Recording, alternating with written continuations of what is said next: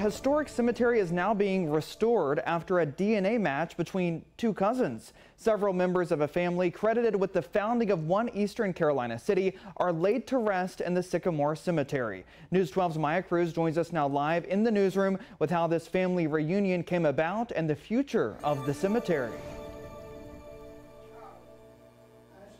The Sycamore Cemetery is one of the oldest historic cemeteries in Washington, but as of now it is covered in trees and debris.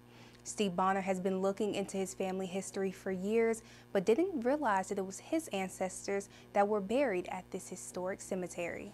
When I learned about it, then I still really wasn't sure that it was my Bonners.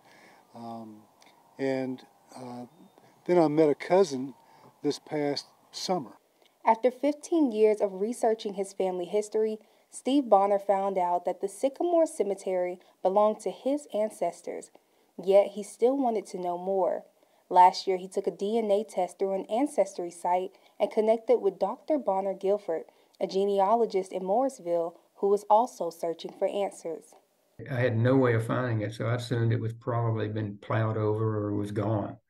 It was only after I met Steve, who just happened to know somebody and had discovered it and knew where it was.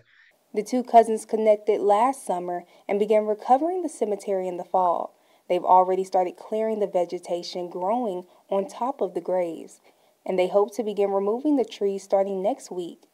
Even with their swift progress, Bonner says this is a process that won't happen overnight. He's hoping everything will be done in time for a specific anniversary. We're hoping to have it completed at least by 2026.